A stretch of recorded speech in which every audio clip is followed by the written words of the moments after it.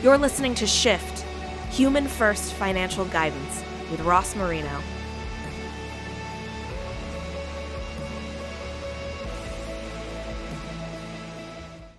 Today, we are shifting the conversation with my friend, Dr. Preston Cherry. Hello, Preston. Hi, Ross. Great to have you on the show. As always, we've interviewed you a few different times. I've had the pleasure of hearing you speak at Shift during our first year. And of course, you're going to be speaking again next year. Your topic is Global Humanity of Money, aligning cultural values with money. Fascinating topic. Before we dive in, how about you take 30 seconds and just introduce yourself to the listeners? Thank you for having me back on, Ross. I appreciate it. So, Dr. Preston Cherry, I also, since we're on the show, Preston Cherry, because we know each other. But yes, I am the head of the financial planning program at UW, Wisconsin, Green Bay. So I've been running that program. We also have a Center for Financial Wellness that's sponsored by Charles Schwab Foundation. So that actually gets out financial education to students and citizens of the Northeast Wisconsin community. So that's fun. And also I am the founder of Concurrent Financial, which is a financial planning RIA. We do coaching and also corporate wellness. And recently a co-founder of a wealth tech called Practice Intelligence. So a lot on the plate there, along with speaking, but that's what I got on my plate. Entrepreneurial ADD is alive and well in your brain. That's awesome. So yeah, I love a lot of the different things you're doing. I do love this topic for many different reasons, but I know there's a direct connection between cultural values and money. I've noticed it with clients over the years. For someone to dive deep into it and really just unpack what's going on is going to be really helpful. But before we dive into that part, I know you just didn't randomly wake up and say, hey, I'm going to write about this. And being the PhD type, I know you had to research it. I know you had to dive into it. You were probably really driven to dive into this. So can you lead up to the story that led up to this point where you said, you know what, I got to learn more about this. I got to write about it. I got to talk about it. Wow, good question. Well, recently, I think folks heard on LinkedIn that I got two announcements personally, which is I recently got married this past summer. So so yes, to one of the greatest decisions I've ever made. And then also my wife Iman, shout out to her, and also another shout out to her because she's having our child. So that's another announcement. So we're doing May. But what does that have to do with the topic? Well, we've been together 6 years, and we met while we were doing our PhD studies at Texas Tech. And so she is from Jeddah, Saudi Arabia, and I've been traveling globally to see her over the last couple of years because we've been separated geographically. And I've always been raised with a cultural and global mindset, Ross. I mean, that's how we were raised in the home, as far as the human condition is concerned. But it really hit home when I started traveling and experiencing, the difference between differences and similarities, mind you, differences and similarities of our two cultures and bridging these two cultures in the household. And so it's been a journey. It's been a 6-year journey. And it started out with needing conversation and communication, understanding this, that, and the other. I know we'll get to that in these questions. But when it came to a new topic, I was like, yeah, this is it right here. Bridging cultural values and experiences about money. I've noticed just anecdotally with clients over the years that there are some differences, but there's also commonalities because people are people. And I'd love to see you take apart those two. So how about we start with what are some of the commonalities for global experiences around money? Right. So speaking of my wife, she has a PhD in financial planning as well. And what does that got to do with this question? Well, we did a seminar or workshop together in Jeddah about a year ago. And we started noticing, and it was on, the humanity of money cross-cultural, and I forgot the title. I posted it on LinkedIn. But it was, the humanality of money. And what I saw there, and also in research also, what I saw there when we started talking about money conversations in the home, so financial socialization, so to speak. All right, and people are like, yes. When did you have those talks? How frequent? what were the maybe potential barriers or maybe the doors of entry? What were the societal implications, as far as I wouldn't even say implications, but maybe influences on from a gender's perspective? That was another that was common, and we see some uh, differences in these areas as far as studies are concerned. But then then when you take them to globally, it's like, oh, okay, what else?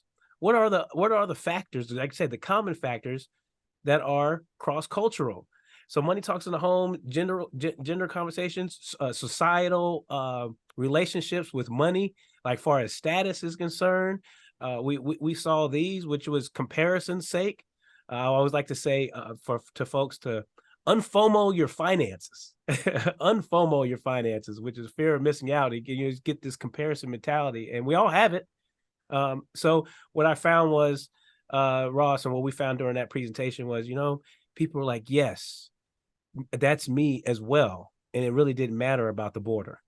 I just reviewed the Schwab Modern Wealth Report that comes out every year. And I was looking at one of the slides they have about how people gauge their wealth. And they gauge it based on the people around them and what they can do. So as soon as you said unfomo, I thought, man, social media, we're already wired for that. We may not admit it, but it is influential. At least when we're answering survey questions, we're looking on social media, we're seeing what people that are our peers in our social group are actually doing and where they go, what they do, what they own. So there's no doubt that that's influential there. Now, if we go to the other side, we just talked about commonalities. Now let's talk about some of the differences. I know different cultures, they have maybe unique approaches to how they talk about money, how they manage money. You have different experiences. Can you share a little bit on that? Absolutely. I mean, we could start with, and this is goes across border as well, but within cultures, if you take the subset, it's important. It has a magnified importance. So let's talk about giving amongst not only cultures, but religiosity, to be specific. I would say giving and religious giving, because just charitable, being charitable, where does that play a role? So in some cultures, and particularly Milanese culture and maybe even Asian cultures, giving is important. Just as part of in American cultures, or Western cultures, I should say. But it's the level of the brevity of that giving. How higher up in the value system is that? How important is that as far as priority is concerned? Is that number one or two or three? And how do you feel about that? Sometimes it's hard to measure, but when certain cultures state that it's our duty, so to speak, to give and to help others, then that ranks priority, Ross.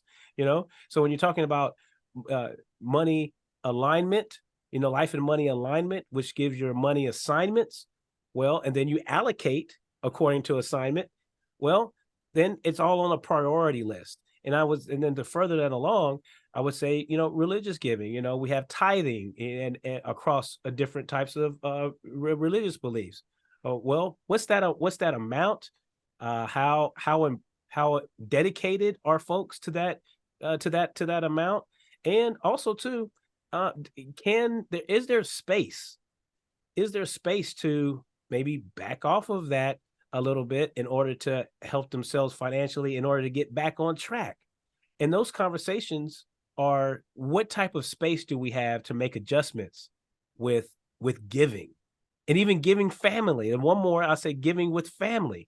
That's cultural too, meaning, and that's not cross-border, that's just cross-border, but even within culture, I would say, how are you carrying your future and your past generations on your back? Are you funding them before you are funding yourself because of a cultural belief system of helping out family members before oneself? So all in those three areas: giving, religious giving, and also family giving across cultures and borders.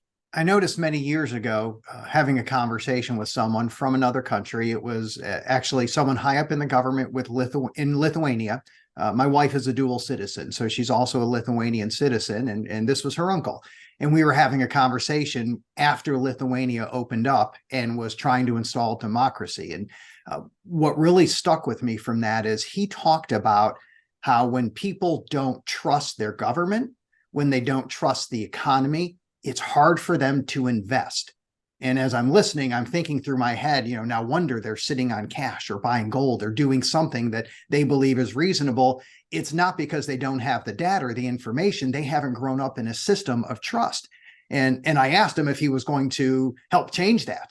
And he literally chuckled and said, it's going to take a whole generation. He says, it's not going to change anytime soon. He says, we're working for the next generation because these people grew up like that. So how hard is it if you grow up in a system where you can't trust and it influences how you would invest for the future? How hard is it to actually make financial decisions, or even as advisors to be aware of that?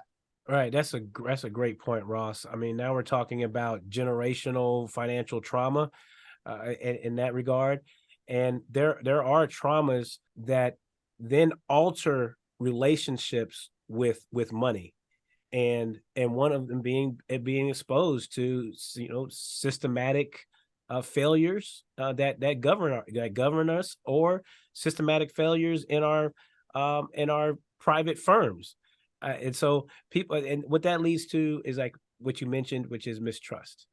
And when you have mistrust within, systems through proof, I mean, so some folks think, this is kind of like fake news or something like that, but we have proof of systematic oppression and unrest, geopolitical unrest in many regions for a very long time.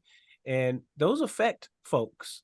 And that is a form of trauma, which alters relationships with money, and thus can have an impact on whether, you're informed, which is financial literacy, and which leads to financial wellness, which is informed decisions and behaviors.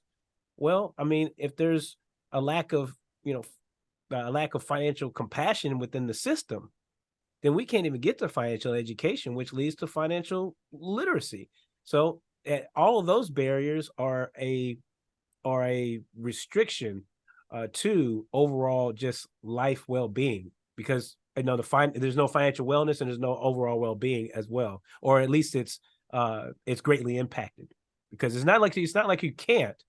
However, when you have influences that bring down probabilities, and then those probabilities are not self-inflicted, that's pretty tough on folks. It just makes me appreciate that we actually, as advisors, have the opportunity to shift the conversation, take a human first approach, and not just talk about what someone thinks and how they feel as it relates to money, but really dig into how they got to this place and why they think and feel that way. Because just sharing statistics about the long-term growth of the stock market isn't going to get it done, or at least I wasn't able to get it done that way with so many different people over the years, right? The knowledge just didn't do it. But to actually examine what your beliefs are, to find out why you think what you think, why you feel what you feel. Isn't that what we get to do as advisors daily? Absolutely, Ross. And you lobbed it up, which is that I appreciate, which is going through what I call the arc of financial wellness with individuals. And you can't get to financial wellness and overall life well-being without, the proper stages. And the first one is what you're alluding to, is financial compassion, which is to allow yourself to have the skill set and awareness and the willingness to understand someone's viewpoint and perspective, who they are, what their values and what their experience and the culture system that they have. That's understanding the whole person. And that's what that compassion is about. Then that leads to financial education, because my thing is, if you open up the heart, you open up the mind, because then people are willing now to listen to financial education. And that financial education in the financial advice spectrum is just recommendations. People are more willing to open up to be informed, because they're like, tell me more about that, after they have told you about them, because you listened to them and you asked. So financial compassion, financial education, which then leads to financial literacy, which is informed behaviors and decisions. And you can't get information if you don't have any education, right? Which is information. And then that leads to financial wellness, which is security, confidence, and increase perspective about your money handlings, which then hopefully leads you to overall well-being. And that's the arc right there. And that's not only in just, going out and giving, financial education to large communities, but that's also applicable to the financial coaching and financial planning, financial advice, a model, because you have clients. I get excited about the future of our profession when I listen to people like you. Love the work you're doing. Glad you're out there. Dr. Preston Cherry, thanks for being on the show, and we will see you at Shift 2024. Appreciate you, Ross. Thank you for listening to Shift with Ross Marino. Please visit humanfirst.live to learn more. This show is for general information purposes only and is not intended to provide recommendations or advice. Speak with a legal, tax, or financial advisor before making any decisions. Past performance references are historical and do not guarantee future results.